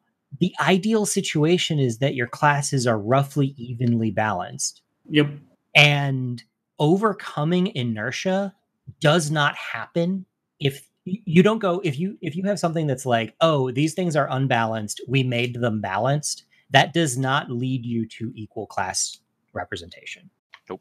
That is not the end game there. That means that you have at best maintained the status quo. What you actually need to do is you need to make like, oh, hey, I mean, it was like the rogues post Wrath in WoW, where it was like, oh, the Death Knight is just, we nerfed the unique thing rogues do, which is stealth. And so everything that a rogue is doing, a Death Knight just does better in every capacity. There's no reason to play rogues. And they went from the most played class to the least, like within 3 months. And then they had to make them if I remember correctly, it was like 3 expansions later, they finally made them egregiously overpowered enough in terms of just raw DPS. I was going to say, I don't remember rogues being reasonable again until Legion. Right. And like that took a lot. They were heavily buffed to get there. And they're still, if I remember correctly, they're still kind of underrepresented. I no longer know anything about class representation in WoW. Yeah. I mean, they're kind of one of the hardest classes to play. Mm-hmm. I mean, like not just from I mechanically play, but like they're one of the hardest to level as. They're one of the hardest to just do general content with. Like unless you're stealthing it and cheap shotting, and like there's a high skill ceiling on soloing content as a rogue, whereas play a Death Knight, you just roll up and beat it down and then walk off, and you didn't take any damage in the process. I mean, in Legion, I played a cat mostly, but definitely quested as a bear. Yeah. Because why would I not? There is no bear you can be as a rogue. Right. Yeah. If the one thing that you do isn't good, or if the one thing you can do is not so much better that other people go, wow, I need to stop doing the thing I'm doing and go do that thing because that's so strong, then you haven't made a change. I mean, most rogue mains were just terribly dedicated to being a rogue and didn't want to play anything else. That was me. Yep. I still quit. Yeah, I was going to say, I definitely quit. I was less dedicated to being a rogue, but like I was so into like rogue stealth. And for me, that was kind of the class defining thing for a rogue. And I mean, I feel like it's pretty like, I guess there's combo, there's energy, like the way rogues did damage was what they viewed as the class. For me, it was rogues sneak around, and they made rogues not sneak around. Sneaking around is bad and or pointless. Therefore, don't do it. In a similar vein, I feel like Path of Exile has some class fantasy problems. Yeah. Yes, because like everyone to some extent is going to be a caster. Like that is what you really want to build toward. And you're either I mean, I don't entirely agree. But you're physical casting a spell and converting the physical damage to some element, or you're literally just a caster. You're using a melee. You're using a melee ability that might as well be a spell. Right, exactly. Like any of the steel series of spell or skills are just spells. Well, I mean, I'm using swords and fragments of swords, but like they're a spell. I'm using lightning strike, or lightning strike, or the earth smash one, or there's a bunch of them, but it's like, yes, it's flavored as a melee. It's like, oh, this is a melee attack, but really it's burning hands. I mean, there's places where the class fantasy gets really confused too. Like this league, I am a witch who throws totems that shoot arrows. Like what you do. What? Yes. What? I mean, it works great, but all the classic stories in Grimm's Fairy Tales. I will say, so many arrow totems. I do miss my witch build from last league a little bit. That is to say, the one that just charged up a Kamehameha and lit everything on fire. So I am pretty happy with my class fantasy because I am doing the thing I wanted to do. I'm dropping mines, and then enemies seem to like not really realize what's happening until I blow up the mines and they die. Like that is a thing that this game does really well, is totem craft, mines, anything like that it does phenomenally good at, and there's not a lot of ARPGs really well at that. Oh, it's true. But there's a lot of things that are missing too, like I was talking about, I love the Whirlwind Barb. There's no equivalent to that here. Yes, there is. No, not really. Not in the same way. What? Like not in I'm going to spin through all these things and just they're going to. Oh, it's literally what I'm doing right now. No. There's what ability are you using? Cyclone. Cyclone is the ability you're looking for. Yeah, that ability totally exists. It's just Whirlwind. I almost ran one, but yeah, no, it's totally there. Yeah, like every time I asked people about it, they kept pointing me at Spectral Helix. No, Spectral Helix is like Spectral Helix is like hammer. Yeah. Like, it's good, but it's not. No, Cyclone is Whirlwind, and then you get to do hilarious things like cast while channeling. I mean, the correct answer is cast on create. But yeah, like Whirlwind, it exists. It's good. It has been nerfed like a million freaking times, apparently. Yeah, I hear it's a polarizing skill. A lot of people hate it. Spectral Helix? No, Whirlwind. Cyclone, or Cyclone. It apparently has a long history in the game and it's been nerfed many, many, many times. But there are still a lot of builds that use it that are quite good. It's definitely one of those, you're looking for a 6th link with it, though, right? I mean, I'm not, but that's because I'm cheating. But yes, normally you would be. When you have an item granted skill, any support gems in the item apply to that skill, regardless of whether or not they're linked. Do you have a weapon with Cyclone on it, or? The weapon has Ice Storm on it, and that's how I'm actually doing damage. Cyclone is just for the cast while channeling thing. But it just means I can sort of whirlwind through this map and ice falls on everything and dies. I would like boots that let me whirlwind at full speed, though. That would be nice. They exist, I just don't have them. Unique boots? Yep. There are actually 2 different uniques with the same effect because there's a replica from Heist. I should just do more Heist. Heist is one of the group modes that actually does feel good. I do really enjoy heists. Like, Heist it is not punitive. Like, well, okay, it is. I mean, punitive it's game already, mode. If you die, you're done. Right. But, like, it is no more punitive with other players. Like, that's fair. If they would just change the way that the portals worked to where each player can click on the same portal, it would feel fine. Like, having 6 chances or just adding a freaking res while you're in a map. Yeah, that was actually pointed out. It's the Monster Hunter problem. Yeah, just making it where if as long as somebody stayed up, you don't have to waste portals to get people back in. That would be something. I would even be willing to be happy with a mode where you could just share portals, you could res, and you didn't get the benefits to loot. Like, let the hardcore people... Right, like, let the hardcore people run their 6-person maps with whatever nonsense they're doing and get their showers of loot. Like, just let me hang out with my friends, please. Like, at all. And also, personal loot, please, because we've not even talked about that debacle. That's mostly a thing. Unless you pick something up and your inventory is full, so it doesn't actually pick up. That's fair. But also, like, the way that it flags what items for what player is completely obtuse.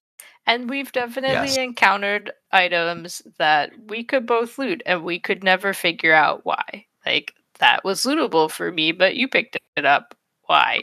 The game does not tell me in any way. Like, we had it on permanent allocation, so in theory, it should have permanently been, my loot versus, Grace's loot. But, like... Yeah, they have a weird item threshold thing where anything below that, it just doesn't even bother assigning it to a person. But what that is, how that's explained, it's not. Right. And part of it, too, is, like, I'm sure it's probably round robining, and there's a bunch of crap that we're filtering out with our loot filters that belongs to either person, but, like, what it feels like is, like, oops, we killed a mob, and everything is this person's loot. And we kill another mob, and it's the other person's loot. If your game needs loot filters, then maybe your loot is not well designed. Like, I would say, though, playing this game without a loot filter is probably a trap. Yeah. It's probably not a great idea, because, like, it is... Very difficult. No. I probably need to make my loot filter more strict. Like, I mean, Heist is a good group mode. Delve is a pretty good group mode. Delve also already ends if you die, if the host dies. Yeah. So basically the things that were already extremely life limited don't get worse with more people. Yeah. Yeah, the things where you're only allowed to die once anyway. Yep. It's just honestly kind of a bummer, because, like, I was hoping with a new season start that, like, this would fully replace, like, the joys of a Diablo 3 season start. And in some ways it has, but in other ways, like, it's not quite the same. Yeah. Because it is annoying me in this particular immediate second. I wish I could rebind the keys on my controller. Dodge is on B. My dash is on B. If I die, go back to town is on B. Yep, this is exactly what I'm doing as well. No delay whatsoever. I use the same dodge key that is used on most action games. If I dodge half a second late, I'm going back to town. Yup. Oh. Right now, I would need to go through 4 zones because I didn't make it to the waypoint. Yup. No, I've had that happen to me while on this podcast as well with the controller. It's very frustrating. So one thing that I feel like needs to be mentioned, and for anybody at home that doesn't already know this, you can drop a town portal scroll at any point and just don't go through it, and it resets where your portal is. Yeah, if you're in a map or the lake. Yeah. Once I figured figured this out, I started doing this frequently. I think it still works if you're in a town too. Like I think it puts the portal in the nearest town. But the funny thing is like, so like I've spent a lot of this podcast talking about how I wish Path of Exile were more like Diablo 3. There are aspects of this game that I really like. Like I love stash tab affinity. Yeah. That is like good. The best thing. Well, I mean, I kind of hit on it earlier. In Diablo 3, there's nothing that lets me play a character like this. Like the play style I am doing, maybe it exists in Diablo. Is there a No, it does not. It just doesn't exist. Yeah, like, and frankly, I would not be playing this game still if it wasn't for the fact that, like, dropping mines at the enemy's feet is like this feels like when I played Rift. And I have really fond memories of playing a Saboteur in Rift because it was broken and felt hilarious. Like, I would go around and sneak and I would load things up with mines and they wouldn't stealth on me and I'd press a button and they would almost certainly die. And then I would just keep doing it. And that's what it feels like playing this game. So, like, the fact is, there is a diversity of builds. There's just not a great diversity of viable builds, and I think that's the issue. Yeah.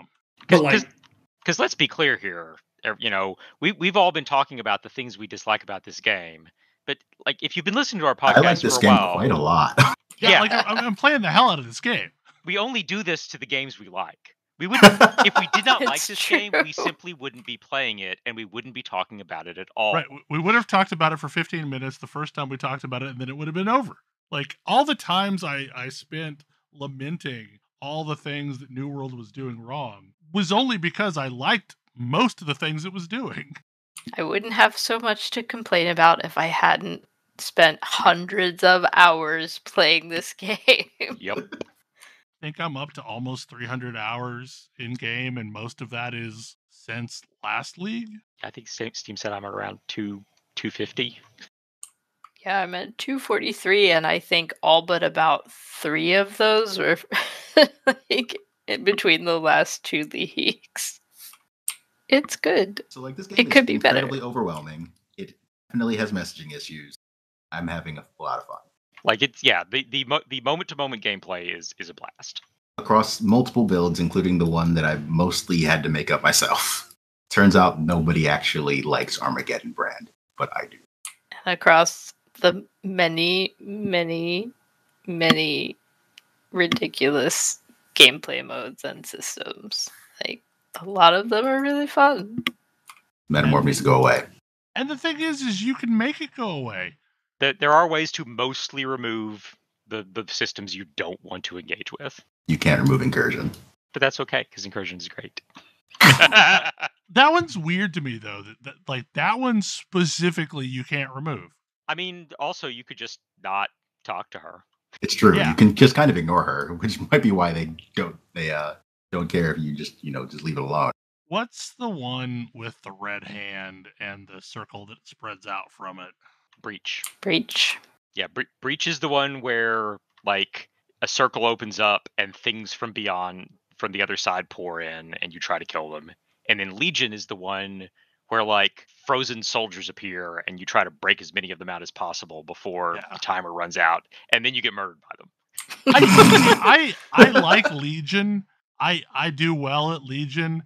Breach just murders me mercilessly. I actually do a lot better at Legion with this build than I did last league. Because as long as I remember to, when the timer's getting close to being done, run off to the side so I'm not they're not all coming at me from all directions. That's the problem I have with Breach is it expands faster than I can get to the edge of it. Yeah. Like if I could get to the edge of it, I do really good at farming things down from an edge and working my way in. Mm-hmm. Yeah, no, like middle out, no, I get murdered. And weirdly, like I do okay with the altars because almost always I can kite around the ring on the outside. I mean, I usually just have to put up a frost shield and hope I can survive that initial, wave of awful. And if I can get through those first couple of seconds, I'll have cleared out enough stuff that I can like keep up with spawns. My favorite mechanics, and granted, I'm not very far, but my favorite things so far are the lock boxes. Drone boxes are great. Those are real great. Those are fun. So and you can buff those with the Atlas chart. You can enchant them. So that now pretty much everyone I encounter is a rare and corrupted, so really, really good stuff. Yeah. Nice. Or you can carry orbs with you and enchant them, as you find them. So what I do is I just set down 15 charges of mines, and then I hit them. Yeah, I imagine that works real well for you. Oh, it's real good. Bet you like essences as well for that. Oh, I love essences. Explosions. It just I seed the arena with as many mines as I can get on the ground, and then I start the fight, and then the fight's over. This is a game that takes lightning seriously as an element. Incredibly so. Well, especially this patch. I mean, they gave us lightning conduit, which seems to be a benefit to literally every build that's ever used lightning. Yeah, like I think Thalen is still in a lightning build, not using it though. I'm a lightning build, not using it. I keep thinking I might ought to try adding it and see if it makes any difference. Makes it even better, but I don't know. I just added it to my build and it instantly made it better. I added it to my arc to an arc build that previously wasn't, and it's just so good. It's mostly that it's a really, really fun button to press. The problem I run into is I don't have any more buttons to put things on. I've got a couple of gem slots free. I just don't have any buttons to put. Do you also have your control keys? Yes. Build? Okay. Yes. Wow. My control keys activate my auras and my golem. Okay. Yeah, I was that way last time around. This time I'm happy that I actually don't need any extra buttons. No, I need everything. I've got Molten Shell activating on left click. I've got my main attack on right click. I've got my tornado on the middle mouse button. I've got a dash. I've got a flame wall. I've got a curse. How many buttons can you bind? You can bind 13. 10 buttons plus the 3 buttons on your mice. Okay, and so on a controller you get 12 buttons. They do not actually expect you to bind a skill to right click and try very hard to force skills off of it. You absolutely can't. I use right click as my primary cast. Yeah. Or left click rather. Yeah. Well, yeah, I use left click for Molten Shell. You put either Molten Shell or Steel Skin on there, or Withering Step, depending. Well, I'm also missing an ability because they won't let me do Force Move without taking an ability. Yep. So I have to use up one of my ability slots to be able to move in the way that I prefer. I keep Force Move on left click, yeah. But also, if you can just put in an instant cast ability there, it acts as Force Move while casting that ability also. But yes, if you are used to... Well, no, I put it on W. I know. And I guess I could put Molten Shell or something like that on it. But... This does make me want to give a few other similar games that I gave Short Shrift to another shot. I wonder if Last Epoch is actually, a good game. It actually is. It is finally come out of its awkward phase. Which one? Last Epoch. It's the reason why I haven't talked about it on the show yet is they're about to release network play, and really I don't care about that game unless it's got good network or good group play. Because okay, yeah, sure, I'll play through it once to see the story, but if it's gonna have any long tail to it, it needs to have a good group mode. And multiplayer is about to release. Lost Ark had aesthetic issues for me. Lost Ark wouldn't let me control it in a manner that I cared to control it, and also aesthetic issues. Yeah, that game was unplayable for me for aesthetic reasons. I have gone back to Wolcen, and it's not any better than it was. It still doesn't really do game content terribly well. Like there is a post game, but it's super grindy, but not very groupy. And there's a lot of builds that are just broken. A grindy post game, and yet you're still playing Path of Exile? I mean, but look, Path of Exile's minute to minute is fun. That's fair. Yeah, I mean, I feel like every day I'm making a little bit of progress. Like, I have cleared 69 of 115 maps, and that is my goal. There's that sort of end game goal that you can actually make progress on of clearing out the Atlas. Yep. In addition to the various league challenges. I mean, and I've done enough of those are real grindy. I've done enough. But I want wings. I've done enough of the league challenges to at least get the tier 1 version of all the things. So yeah, I did get my tier 1 wings when I finished Act 10. I got my tier 2 hat. I will never understand the wings thing. I only just got my wings today, and I'm not using them. I'm using my.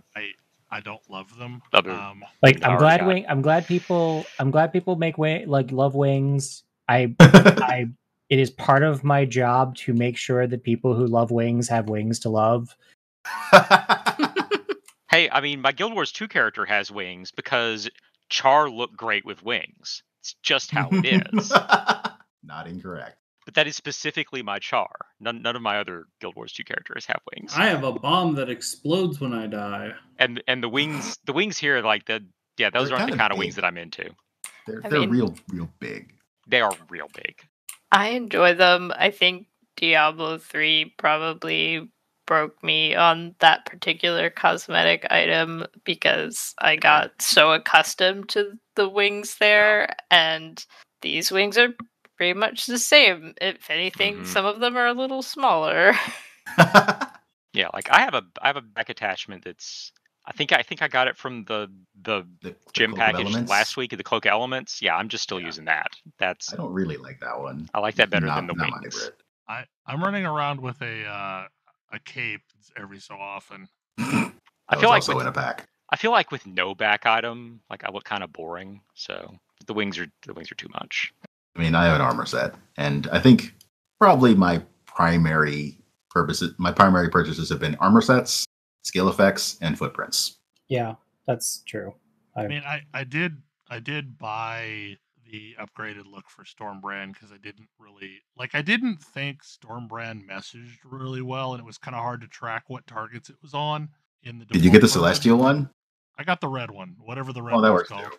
Yeah, it's bright red and it stands out for the map, and I can immediately see visually who I've spread it to and who I haven't. I think the only pay-to-win cosmetic is the Spectral Helix one, because that makes it easy to actually see where Spectral Helix is. Also, it's great, and there's a bunch of other visuals that match it very well, so you could just go for the full I'm full of stars look.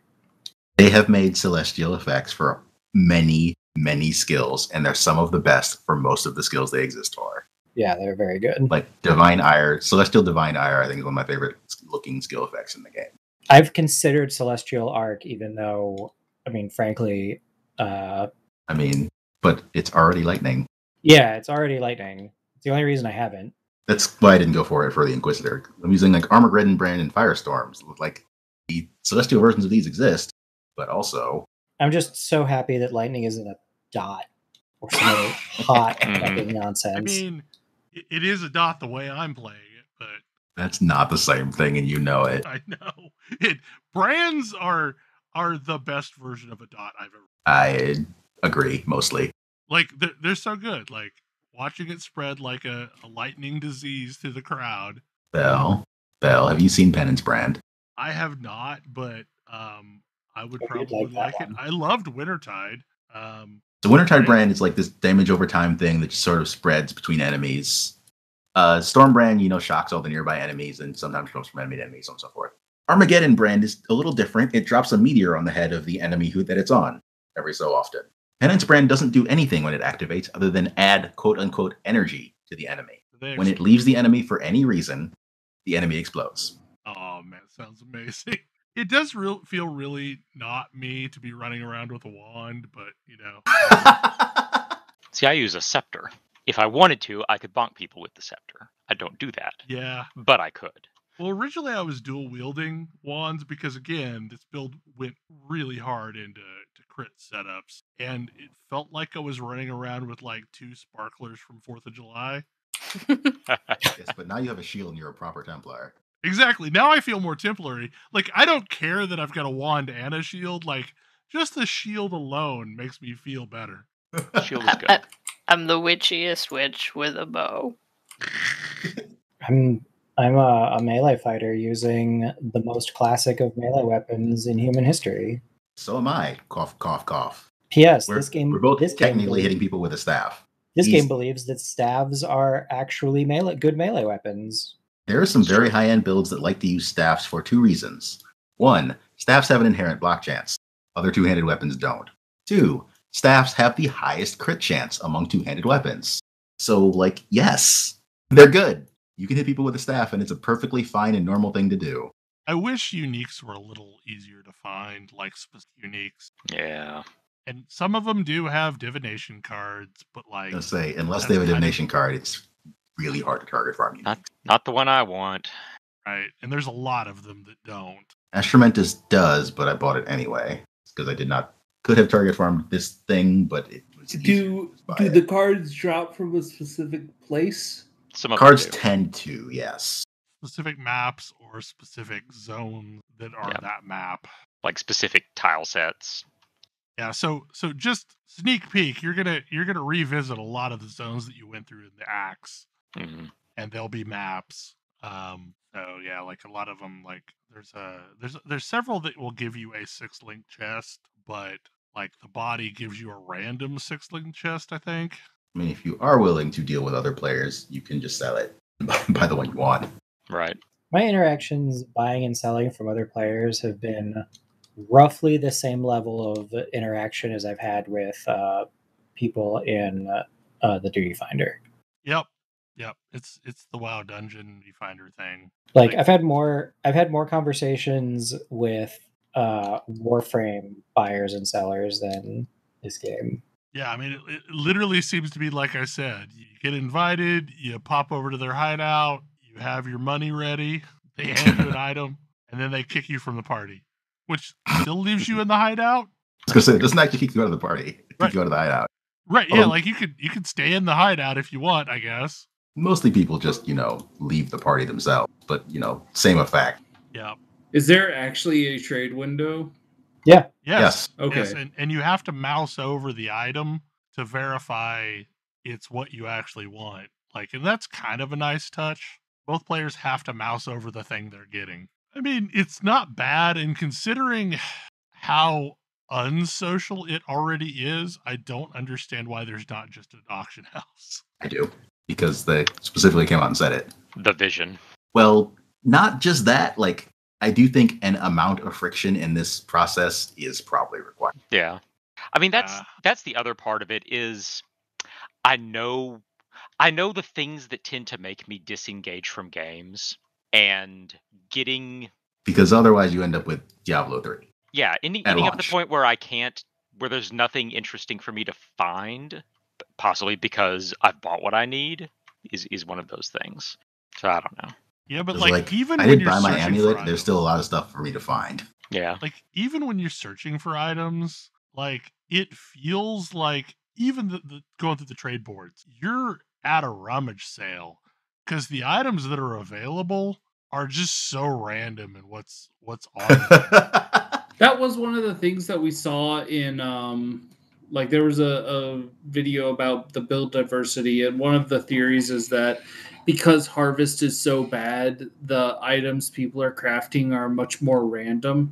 And so maybe the build diversity is because somebody's buying a random item that is very powerful for a very unique build, and they were able to pick it up because it was just a random craft. I really hadn't resorted to trade much until the last couple days because I was trying to rapidly rework my build into something more viable, swapping out some of my evasion stuff for armor and energy. For me, it's mostly just been I've gotten tired of waiting. I've gotten tired of not getting the like basic thing I need for my build to start to function. Where it's like I need a 6-link and I'm level 84. I have never seen one. What? Yeah, that was the first trade I made because I was going for a specific item that was suggested by the build. One I'm not of note. But that item, for whatever reason, was just astronomically expensive. Because this is Lightning Link, and that was a very Lightning specific. Yeah, because like it was at one point going for 4 divines. Wow. Which is like a divine is still around 170 chaos, so like a lot of money. And then finally, I was able to find one that was a less than opportune version, but like it was good enough that I could snag for 5 chaos that was corrupted, which unfortunately corrupted items can't be modified, but like, oh Mostly well, can't be modified. It let me use 6 links. Yeah, there are ways, but mostly that involves engaging with Beyond. I just wish there was an easy route for linking, because I've found plenty of 6 gem items, even in the correct color combination. Yeah, the odds of getting a 6-link are just very, very low. I know one that I have in my inventory still that I never got linked prior to me buying the item off the auction house. I poured at least 250 orbs of binding into. So, I mean, yes, the expected value is around 1K, which is, yes, the crafting bench at 1500 is a ripoff, but also it's guaranteed. Right. Yeah, you don't have to worry about the risk of just getting super unlucky. But like the problem is there's no reasonable way to gather up that many orbs of binding without interacting with the trade league. I mean, SSF players do it somehow, but I mean, I sold a lot of orbs of jewel crafting, swapped them to Yena I think it was 4-1. Yeah, well, 4-1. That's how I got the 250 that I used, and it didn't get me my end result. No, I went until I got a 5-link and I stopped there. And I don't know, at some point I'll try for a 6-link on a different piece of armor, because the last thing I want to do is wreck the thing that I currently have. Yeah, exactly. Like that was something I learned the hard way last league, is never get rid of the item that you just swapped. At least not at first. Because you may have just screwed something else up, either your resistances or something else, and you may need to rapidly swap back. Mostly like dex was the hard thing for me, was keeping the right amount of dex as an Inquisitor. Yeah, that's what I'm running into. Like I might actually need to go find another dex node or two to give myself some leeway on that. Yeah, I mean, like it's to the point where I've contemplated just running up another culling support gem from scratch and stopping it earlier. Because that's the thing that has the big dex requirement for me. Calling Strike, yeah. Yep. You can level gems down if they're not corrupted, but that takes orbs of scouring. Oh, I didn't know about that interaction. Gem, an orb of scouring is 1 level lower gem. Yep. A gem and an orb of regret is also a thing you can do for a level 1 gem, but don't do that. You can just buy a level 1 gem. That seems like a bad idea. Yeah. Especially when you have the library / Lily Roth / other places to buy gems. Yeah, I mean, I guess for a drop-only gem, if you just really desperately did, even then, like, why would you want to put it back to level 1? It seems unlikely. Though I will say, I mean, since gems are leveled based on fixed amounts of experience, they do level up to a certain point pretty quick. Yeah, I just got a brand new elemental proliferation gem, and they got all of its levels in Act 10. I just switched to determination today, and it's already 15. I just wish there was a more reliable, death-free way of leveling, even if it was slow. Because once you get to a certain point, then the acts are no longer even a thing that you really do. Run crappy maps. Yeah. Yep. Run unmodified maps, or modified enough to scour it if it's bad. Yeah. You're only putting one thing on it. So. Or just, alteration it or something. Okay. So if you listen to any amount of content about mapping, you will hear the term Alcan Go. And For the longest time, I thought they were referring to a specific kind of map that I just hadn't encountered yet. Like, I don't know what an Alcan Go map is. And drop an alchemy orb on it and then go with whatever you get. What does that mean? Turns it into a rare map, so it puts a bunch of affixes on it. Yeah. And hopefully none of them are the affixes that will murder you. Aha. And if they are, you scour and eat another alchemy and try again. Got it. Like, honestly, alchemy orbs are probably one of the things that I find myself most in need of. I mean, they're very good for crafting, I've noticed, in the few times I've tried to use the crafting bench. I mean, I feel like eventually stop trying to craft anything with an alchemy orb and instead use an essence. Well, I mean, this and is... then the crafting bench crafts, eventually you get to the levels of them that want chaos orbs. I was about to say, like, you can get the specific affixes or prefixes or suffixes that you need. Yeah. The crafting bench is how you get that one thing that you need on it. As long as you don't already have that thing on it, and as long as there's a slot free of the right type. Because you can have 3 prefixes and 3 suffixes. Yup. You can only bench craft one thing. Oh, you can only do one bench craft thing? Yeah, you can add one thing to it, to an item. There is a mod that you will not use that lets you have 3 crafted modifiers on something. Yeah. But you will not use it because it requires I think 2 divine orbs to craft. Yeah. And you're not going to be using divine orbs that way. But I actually just now is like, okay, I need a replacement headpiece because I need one with all blue sockets, and I had a white one sitting waiting in case I needed that, so I put an essence on it. And I was real worried for a second because it didn't get the dex prefix suffix that I needed to actually be able to use it because I had dex on my hat. But it looked like it had 6 affixes. But as it turns out, one of the things it got was of light, which adds both global accuracy and increased light radius. So it actually only had 5 affixes. Nice. So complicated. This game is so complicated. It's systems within systems within systems. And the problem is especially now, so much of the guides are completely out of date because a lot of them relied on civic harvest crafts. Yeah, it's real hard to find useful information on some things because, I'm just trying to find information on spell block, as it currently stands, and I can't be certain that whether old information is still accurate or not. And I don't know. This is honestly probably the biggest challenge with the fact that if your most serious players are leaving your game, those were the players who were probably writing the guides. I mean, some very, very loud people are saying they're leaving the game. A lot of content creators are continuing to make content. Yeah. And I think the reality is, one very specific high-end farm team left the game. And one specific, already complainy YouTuber got banned. Oh, boo-hoo. So sad. And completely deserved it. But anyway.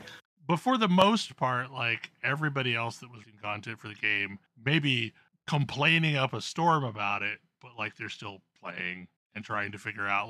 The one that I think is the saddest is the guy that mostly has devoted his entire Path of Exile channel to minions and minion builds. I imagine he's real sad. Yeah. Anyway. But we should probably wrap this up. Yeah, probably. Well, hopefully you enjoyed the show. It was really long. And, we had 2 weeks worth of Path of Exile stuff to talk about. So yeah, we will see you next week with another episode with probably more topics. Good night. Good night. Good night. Good night. See you.